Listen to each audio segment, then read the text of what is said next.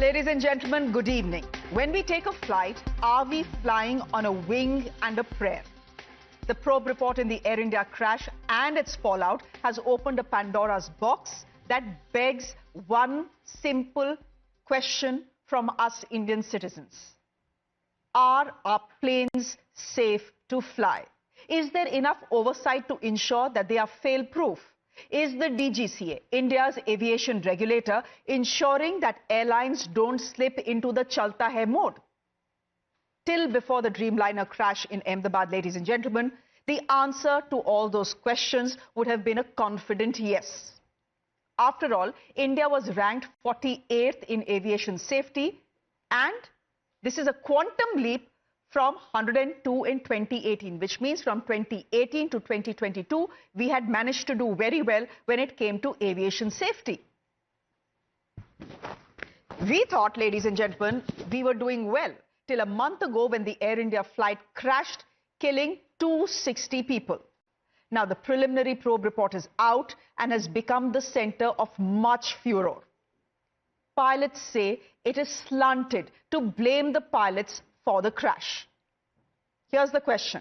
Is it because a deeper dig would put the DGCA in the dock? Ladies and gentlemen, it is now emerging, one warning at a time, that India's aviation regulator has much to answer for. Sample this. 10 years before the Air India 171 crash, the UK Civil Aviation Authority had issued a safety notice to operators of Boeing planes, warning them to check fuel shutoff valves. The notice specifically asked operators of Boeing 737, 757, 767, 777 and 787 to inspect a component called the fuel shutoff valve actuator. Should the warning from Britain have led to mandatory inspections in India? Logically, ladies and gentlemen, yes. Did it happen? No. Question is, why? Then there was a directive from the American regulator which came 7 years ago in 2018. That FAA warning had advised all airlines flying the Boeing to inspect their fuel switches. That advisory was issued after problems were reported in the locking feature of Boeing 737s. Given that India operates about 200 Boeings, did the DGCA order a mandatory check of fuel switches and valves? No, it didn't. Why? Ladies and gentlemen, there was a warning 7 years ago. There was a warning 10 years ago. Did ignoring these warnings cost us 260 lives?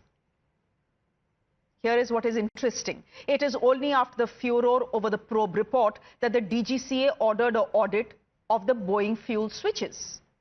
Their action, just by the way, came after Etihad and South Korea had done the same, not before.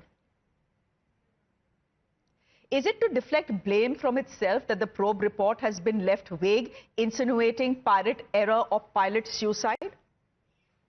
Now, as we ask this question, the DGCA itself has given data that points to turbulence in the air, in the Indian skies. In a RTI response to the Times of India, the DGCA is admitting there were 65 cases of in-flight engine shutdowns in the last 5 years in Indian airspace. 65 in 5 years, engine shutoffs. These were, in fact, there were instances where one engine malfunctioned or shut down during takeoff or cruise. Now, ladies and gentlemen, fortunately enough, commercial jets are built to fly on one engine, and pilots successfully managed to land each of these flights. But the causes revealed by maintenance logs should have triggered immediate panic. The reasons: fuel filter blockage, water in fuel tanks, malfunctioning electronic control systems, and even foreign object ingestions. Then, if that wasn't bad enough, between January 2024 and May 2025, which means in just 17 months, there were 11 Mayday calls by pilot. 11 in 17 months. A Mayday is only used in life-threatening situations, ladies and gentlemen, like an engine fire or dual engine failure or loss of control in 4 cases. In fact, in 4 cases, flights were diverted to Hyderabad. Others returned to base or sought emergency landings. Every time, the pilots avoided tragedy. But the underlying risks weren't just technical. They point to a deeper systemic lack of preventive responses. The RTI doesn't just give us data, it puts the spotlight on what regulators, which means in this case the DGCA, didn't do.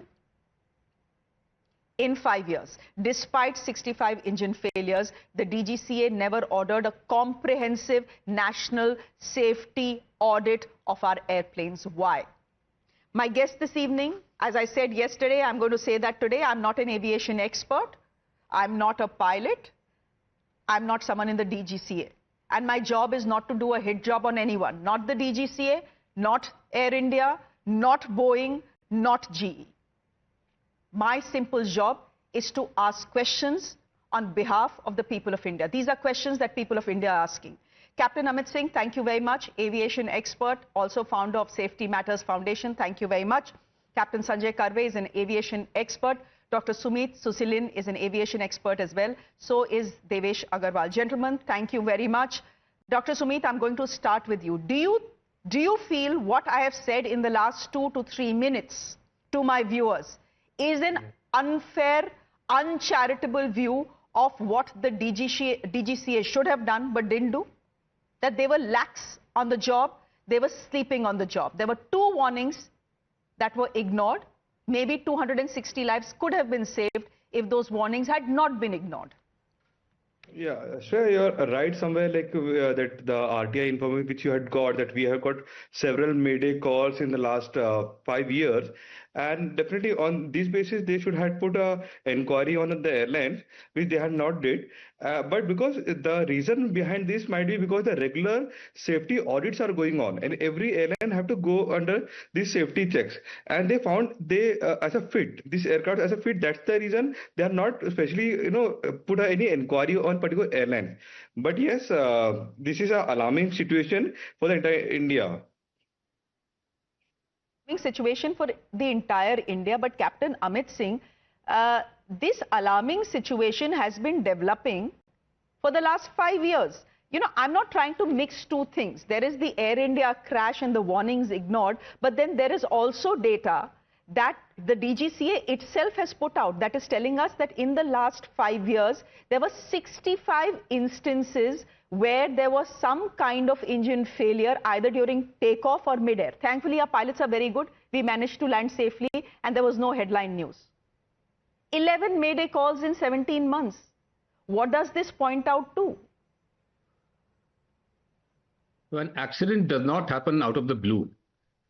There are always precursors to an accident. There will be a number of small incidents, serious incidents, near misses, and then a major accident. So this is what we see repeatedly. In the past 1 or 2 months, we have seen so many helicopter accidents, training school accidents, other issues, and then we have a major accident. So it is a systemic issue. Aviation per se is the safest mode of transport. There are thousands of checks and balances, but an accident is a testimony that all these barriers have failed, or there was not adequate oversight and we were not able to check the errors which were happening, either by the regulator not conducting enough scrutiny on the airlines, which means every year we have an audit. Then why do these things always pass? So we have an accident, we have a special audit after an accident. Why do we find things only after a special audit? Why not in an ordinary audit, which means the ordinary audit failed every year, year after year. So it is a systemic problem, which is what we see the end of it. And right now, or in the past, for the next few years, we'll be alert. The DGCA will be more alert, everybody will be alert. Then we'll start becoming lax, and then again an accident will happen. So that is how it goes unless you correct the whole system. So safety management system, like you said, the number of Mayday calls. So we have been playing down the accidents or incidents. So if you play down the incidents, then we are fooling ourselves that everything is hunky-dory. Whereas, I'll give you an example. There was a SpiceJet aircraft which took off beyond the runway in Yerevan, Armenia. So it crossed the runway and took off. It was supposed to be a serious incident, but DGCA downplayed it to just an incident. Mayday calls were treated as incidents rather than serious incidents. So if we keep downgrading such things, then how are we going to get data and prove that things are not okay? So we are reverse engineering that things are okay. How do we manage the data to prove that? Captain Karve, is it a very harsh analysis to then blame I'm not saying blame the DGCA alone. There are systemic failures, that is very clear. Actually, we don't even know what happened in Ahmedabad, right? Because the probe report that has come out is pretty vague as far as I'm concerned, because it has ruled out maintenance issues, it has ruled out mechanical failure, it has ruled out technical failure, it has ruled out any fuel adulteration, and the question left hanging is, were the pilots to blame? And that is the theory that has been peddled for the last at least a couple of weeks, if not more. My question to you is the probe report, in your view, somehow designed to let the DGCA escape lightly? As I said, the report itself mentions the 2018 warning, ignored. Now there is a warning that came in, that came 10 years ago as well. In 2015, turns out even that was ignored. See, what one needs to understand is a preliminary report is supposed to give you or let people know as to what actually happened. In this particular case, they have told us what we already know, that the engine lost thrust. The only thing what is added is because of the fuel control switches. And they have used selective words in that report, which knowingly or unknowingly points a finger towards the pilots. I'm not saying intentionally, but the usage of words or the usage of data which they have gathered is in such a manner that it leaves a lot of room for imagination. And if someone feels that the report is directional, it goes in a particular direction, I wouldn't blame that particular individual or group of people. What we also need to figure out is, as a nation, if we have had 65 in-flight engine flameouts, what has DGCA done about it? Has the DGCA written to the respective manufacturers? What reply has the manufacturer given? I think every traveling Indian needs to know this. This is nothing secret. There is no national security involved in this. That the people do not need to know. The flip side is, irrespective of our big talk, a cursory look at our budgetary provisions. Last year, we had 3,000 plus 3,400 crores being allotted to Ministry of Civil Aviation. In this year's budget, we have only 2,400 crores allotted to civil aviation. And this is when we are talking of UDAN, we are talking of increasing flights, we are talking of increasing airfields, we are talking of increasing safety. How are you going to do all this when you reduce the budgetary provisions by 1,000 crores? Obviously, now they will give a supplementary figure and say, no, we will make it up. But the very fact that your budgetary provisions came down from 3,400 to 2,400, that shows the mindset of the people in power. Okay, look, no accident is happening. Like someone said, everything is honky-dory. We don't have to worry about it. Let's do the bare minimum and continue with it. This exactly is the outcome of this. An accident gives you adequate warning over a number of days, weeks, months that it is going to happen. And if you continue ignoring it, we are going to have an Air India 171. So you are telling me that the accident, the crash in Air India had given us ample warnings.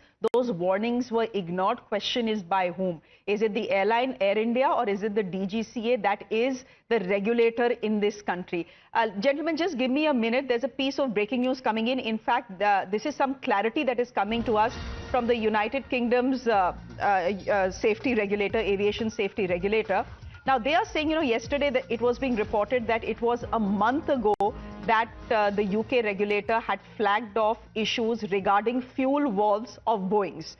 Erroneously, it was reported across the media that that report had come out about a month before the Ahmedabad crash. Now, the UK regulator, the aviation regulator has stepped in to clarify. They are saying this report is not new. This is not 1 month old. This is actually 10 years old. And the flagging off that we did as far as fuel control systems are concerned, that happened 10 years ago. two media queries about what has happened in Ahmedabad. They are saying there are no new safety notices that have been issued. They are also saying they do not have any technical concerns with Boeing products and do not require any additional action from UK Airlines and their operators. So that is a piece of clarification that is coming in. Devesh Agarwal, it seems that Boeings have got a clean sheet from the British aviation regulatory body as well. So everyone is getting a clean sheet. Nah? Boeing is getting a clean sheet. Air India is getting a clean sheet. G is getting a clean sheet. DGCA is saying we are also getting a clean sheet. Everyone is getting a clean sheet except the pilots. Hi Shreya, good evening. We are all basing ourselves on a preliminary report that is very poorly written, which is, I don't know the reason why it has been poorly written. It leaves room for interpretation. You mentioned these timelines. Let us face one thing. The Tatas took over Air India only in January 2002. Prior to that, Air India was under the control of Ministry of Civil Aviation. The AAIB is under the control of Ministry of Civil Aviation. The DGCA is under the control of Ministry of Civil Aviation. In fact, the 5-member panel of the AAIB has 2 officers currently who are in the DGCA in safety roles. Now, if the DGCA actions are being questioned, how can a panel comprising of the very same DGCA be, expected? It creates a natural suspicion on a conflict of interest. I tell the world the US NTSB is the gold standard. The FAA in the United States is equal to the DGCA in India. Correct. It's a regulator, comes under the Department of Transport. The NTSB is funded directly by the Congress of the United States. The directors of the NTSB are appointed by the President of the United States for a certain fixed term, and there are certain minimum qualifications, etc., expected of them. So why is the AAIB not outside the purview? Number one, why do we have regulator who is being questioned or whose actions are being questioned? How can their current serving members be part of an investigative board? It's creating this is the narrative that is being created. It may not be the case. And I firmly do believe that the people on that AAIB board are, truly independent, and they are working in the best interest of finding the actual reason.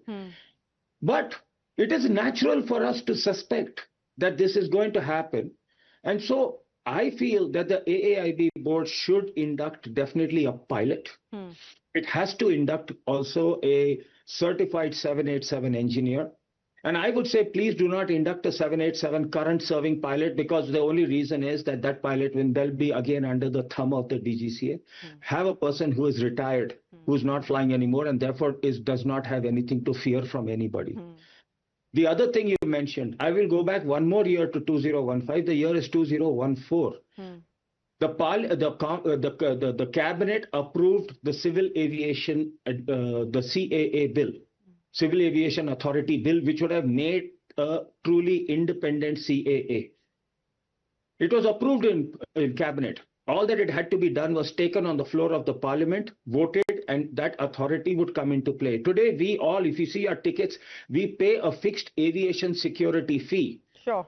Which is going to the CISF, which is a mandatory body, like a government-controlled body. This also had a similar concept that, passengers would pay a CAA fee, and that would create an independent CAA. Okay. It's not there. In 10, 11 years, why has it not been put on the floor of the parliament? Okay. To question the Ministry of Civil Aviation, what were they doing in 2015? What were they doing in 2018? And what were they doing again in 2020?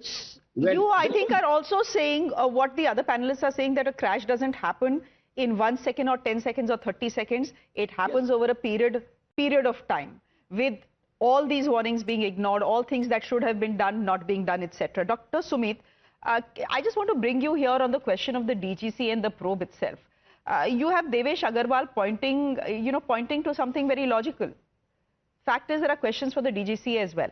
right, when it comes to this crash. Yet, who is probing the crash?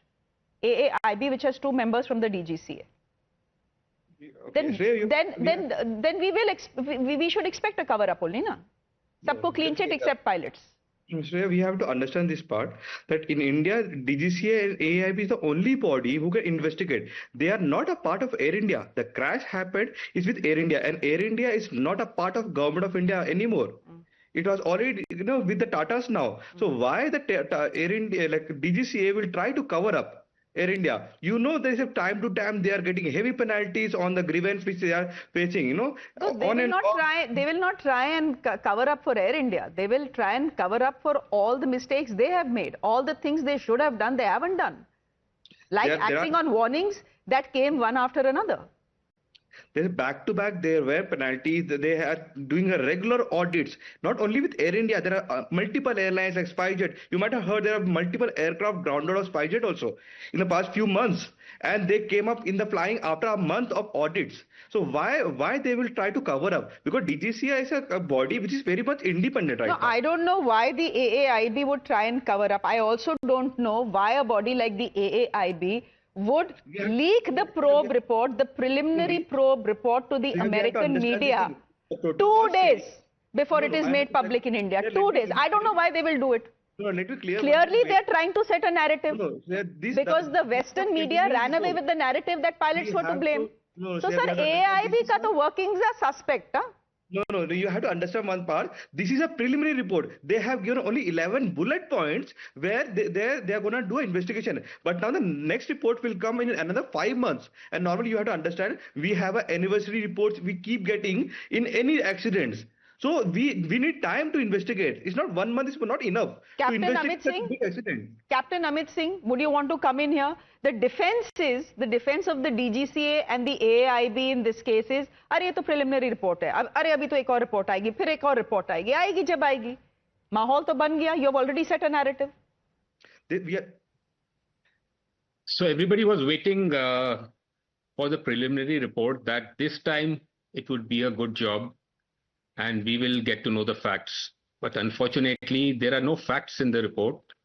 And what the preliminary report is not supposed to do, that is give a clean chit to anybody or do an analysis. So they have already done. And the CEO of Air India has already announced that, or FAA has announced there is nothing wrong with Boeing, nothing wrong with GE. So on what basis have they made these statements? On the basis of the preliminary report, which has kind of given a clean chit and diverted the whole attention towards the pilots by not giving enough information. It is only on suspicion. If you look at the past investigations by AIB, I have carried out 4 test investigations myself and submitted to the ministry that these 4 cases may be reopened under Rule 15 of the AIB because I have found new evidence. And what the reply is, one single line, the reopening will not be possible or not permitted because they don't want to know the truth. There is one typical example wherein a King Air of a UP government met with an accident. DGCA downgraded the accident to a serious incident. That aircraft was scrap. As per parliamentary committee, it was a piece of scrap. It was sold to a private person who rebuilt the aircraft. On the first flight, test flight, the aircraft crashed. All 4 on board and 1 person on ground got killed in Ghatkopar in Mumbai. So, and in that case, there was a CBR, of course. CBR mysteriously, 10 minutes of the CBR in the critical phases got deleted as per the report. Wow. CBR is running, stopped, then started running. So this is, and they blame the pilot. The pilot put the aircraft into a spiral when both the engines of that aircraft flamed out.